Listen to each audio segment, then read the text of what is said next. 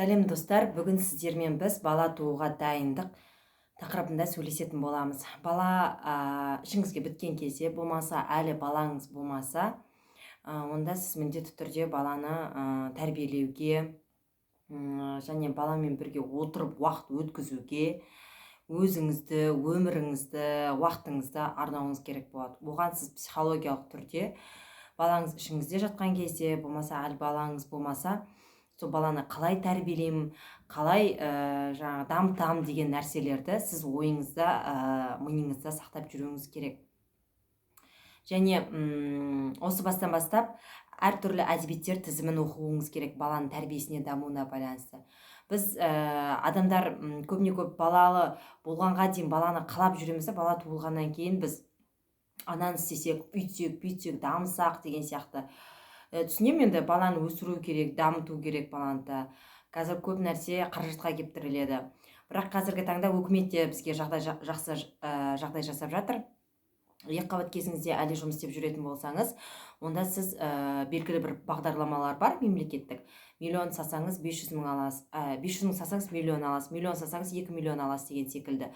Ай сайынғы жаңағы баланың жәрдем ақысына алып отыратын жәрдем ақыны тек 20 мың емес, 70 мың, 80 мың қылып алып отыруға болады. Яғни бір адамның былайша айтқанда айлығын алып отыратындай сондай мемлекеттік бағдарламалар бар. Ол қазіргі таңда Инстаграмда курс бойынша да оқытылып жатыр. Курсын оқып алсаңыз болады. Болмаса барып соннан ба басқа жерден ба әйтеуір сұрап біліп алсаңыз болады. Себебі ертең бала туғаннан кейін де сізге қаражат жағы да қатты қажет болады. Бірақ оны бала туғанға дейін ойланып алып шешіп алуымыз керек.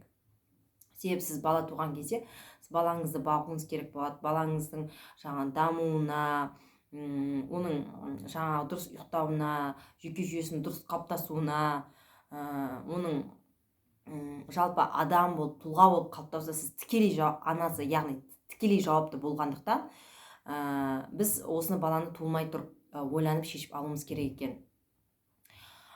Себебі бала туғаннан кейін адамда анаған үлгере алмадым, мынаған үлгере алмадым, әртүрлі стресс, депрессия деген секілді дүниелер болады.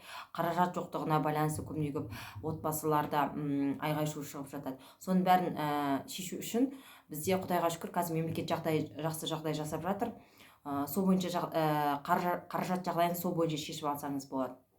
Ал енді сіздің қаражат жағдай шешілгеннен кейін, әрине бала туғаннан кейін өзіңізде хоббиіңіз болу керек, бірақ ол ақша табамын деп емес, ақша тапсаңыз нұр үстіне нұр, бірақ балаңызға да көңіл бөле алатындай, өзіңізге де көңіл бөле алатындай, отбасыңызға да көңіл бөле алатындай, гармонияға бөлейтін бір затпен айналсаңыз болады.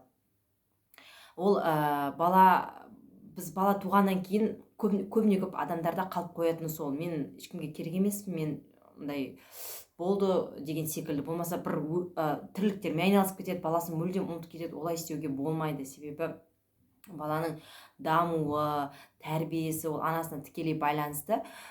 Сол себепті де баланың дамуына және оның тәрбиесіне біз көңіл бөлуіміз керек. Себебі бала туылғаннан бастап, жарық дүние есігін ашқаннан бастап сізді көреді, яғни анасын көреді.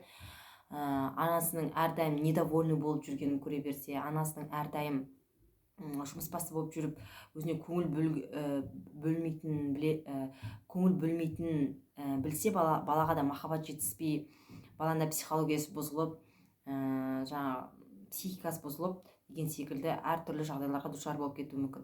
Сол себепті де бала туылғаннан кейін, бала туылмай тұрып, осыған психологиялық түрде дайын болу керек. Яғни мен баламен отырамын, 1,5-2 жасқа дейін, 1,5-2 жасқа дейін мен балама өзімді, өмірімді, уақытымды арнауым керек деген секілді. Әрине, бала ұйықтап жатқан кезде, тағы қолыңыз бос кезде, яки біреуге қаратып қойсын, өзіңіздің сүйіктісіңізбен айналсаңыз болады.